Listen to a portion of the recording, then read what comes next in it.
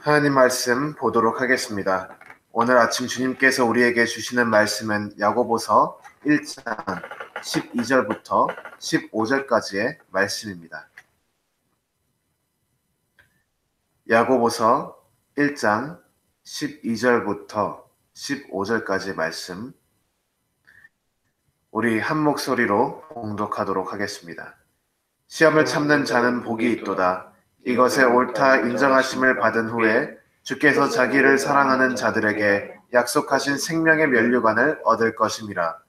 사람이 시험을 받을 때에 내가 하나님께 시험을 받는다 하지 말지니 하나님은 악에게 시험을 받지도 아니하시고 친히 아무도 시험하지 아니하시느니라. 오직 각 사람이 시험을 받는 것은 자기 욕심에 끌려 미혹됨이니 욕심이 잉태한즉 죄를 낳고 죄가 장성한즉 사망을 낳으니라. 아멘. 오늘 본문 말씀 야고보서 1장 12절부터 15절까지 말씀을 통해서 하나님을 바라보는 자라는 제목을 가지고 하나님의 말씀을 선포하도록 하겠습니다. 그리스도인의 경건 생활이란 무엇인가? 그것을 우리가 오늘 말씀을 통해서 좀 알 수가 있는데, 한마디로 요약하면 그리스도의 경건 생활은 하나님을 바르게 바라보는 것이라고 할 수 있습니다. 경건 생활을 할 때에는 우리가 보통 경건 생활이라 하면 하나님을 잘 따르고 기독교인으로서 세상과 구별되어서 거룩하게 잘 살아가는 것을 어떻게 하면 좋을까, 이런 고민을 할 때 우리가 경건 생활을 어떻게 할지 고민한다, 이렇게 얘기를 하는데, 오늘 말씀에서 특히 야고보가 이야기하는 경건 생활은 시험이 당할 때, 우리가 그리스도인으로서 살아갈 때 시험에 닥칠 때에 그 시험을 어떻게 이겨나가고 견디어 나아가는지, 그 문맥에서 이야기하고 있습니다. 여기서 시험을 당할 때에 야고보는 두 가지 종류의 사람이 있다고 이야기를 하고 있습니다. 첫 번째는 생명의 길로 나아가는 사람이고, 두 번째는 죽음의 길로 나아가는 사람들입니다. 우리는 이것을 순차적으로 하나씩 살펴보도록 하겠습니다. 먼저 12절 말씀에 이렇게 기록이 되어 있습니다. 시험을 참는 자는 복이 있도다. 이것에 옳다 인정하심을 받은 후에 주께서 자기를 사랑하는 자들에게 약속하신 생명의 면류관을 얻을 것임이니라 라고 이야기하고 있습니다. 먼저 우리가 봐야 되는 것은 시험을 당할 때 그 시험을 참고 그 시험을 끝까지 견뎌내는 사람에게는 복이 있다고 이야기를 하고 있습니다. 그리고 이 복이 있는 이유는 이 시험을 참는 자에게 하나님께서 생명의 면류관을 주시기로 약속하셨기 때문입니다. 따라서 시험을 끝까지 견디고 참는 자에게 하나님께서 주시는 복이란 무엇인가? 바로 생명의 면류관입니다. 근데 흥미롭게도 12절 말씀 보니까 생명의 면류관을 받는 자들은 하나님을 사랑하는 자들이라고 이야기를 하고 있습니다. 오직 하나님을 사랑하는 자들에게 약속하신 생명의 면류관을 얻을 것임이니라, 이렇게 얘기하고 있습니다. 따라서 12절 말씀에 시험을 참는 자가 생명의 면류관을 얻고 또 하나님을 사랑하는 자가 생명의 면류관을 얻는다라고 이렇게 얘기하고 있는데, 이것은 바로 생명의 면류관을 얻는 이 시험을 끝까지 견뎌내는 자가 사랑하는 사람, 그러니까 하나님을 사랑하는 자와 동일한 인물이라는 것을 우리가 알 수 있습니다. 따라서 우리가 시험에 닥칠 때에 죄의 유혹 앞에 놓여졌을 때 그것을 견디어서 참아낼 수 있는 사람은 바로 하나님을 사랑하는 사람이라는 것입니다. 하나님을 사랑하는 것, 이것을 통해서 시험을 이기고 시험을 이기는 자가 생명의 면류관을 얻는다는 것을 12절 말씀은 이야기하고 있습니다. 여기서 우리는 첫 번째로 어떻게 하면 우리가 하나님을 바르게 바라보는가 알 수가 있습니다. 먼저 하나님을 사랑하는 것, 이것이 바로 하나님을 바르게 바라보는 자세입니다.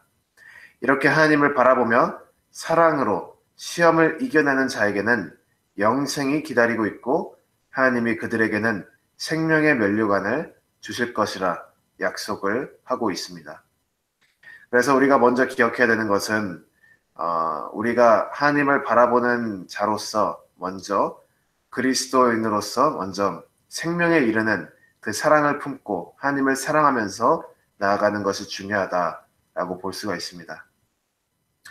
그러면 사랑하는 것 그리고 시험을 견디는 것 이것이 바로 생명의 길로 나아가는 길인데 그 반면에 죽음에 이르게 하는 자세도 있다는 것을 우리가 기억해야 됩니다. 13절부터 15절 말씀은 죽음에 이르게 하는 하나님을 바라보는 자세에 대해서 이야기를 하고 있습니다.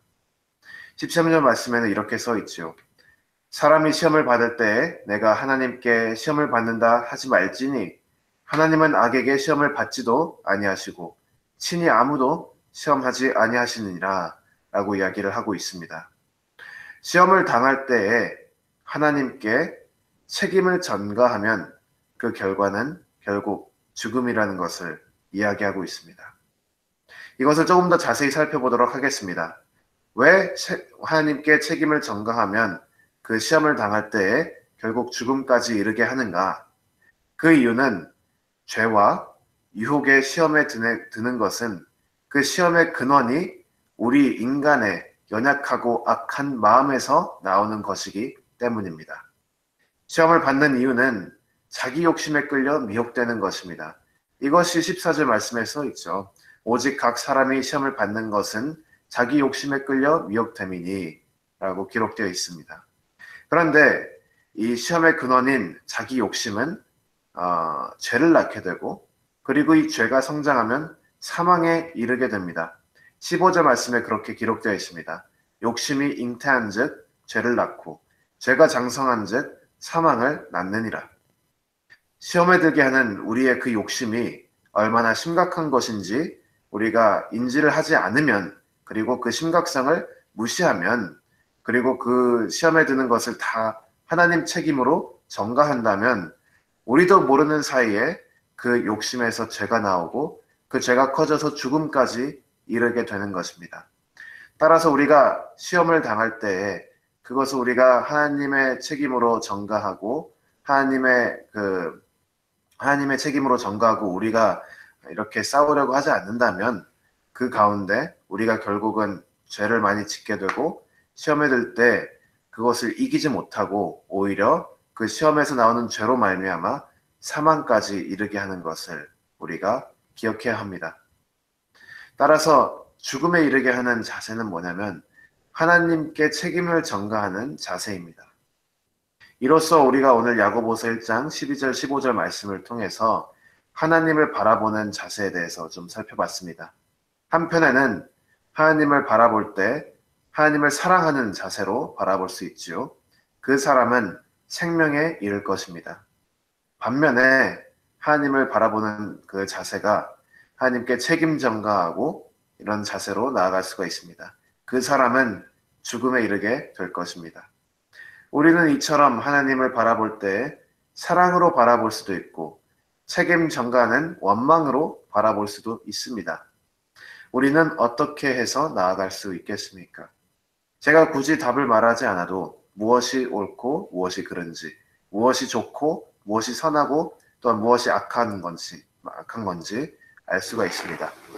따라서 우리는 시험에 들 때, 경건 생활을 하면서 나아갈 때 그 고난이 닥친 것에 대하여 하나님께 원망할 것인가 아니면 그 시험의 근원이 우리의 연약하고 악한 욕심임을 인정할 것인가. 그래서 하나님을 사랑하는 마음으로 고난을 견뎌낼 것인가 이것을 우리가 생각해 봐야 됩니다. 우리가 죄를 이기고 경건 생활을 잘 해내어 생명의 면류관을 얻는 그 길은 하나님을 사랑하는 길입니다.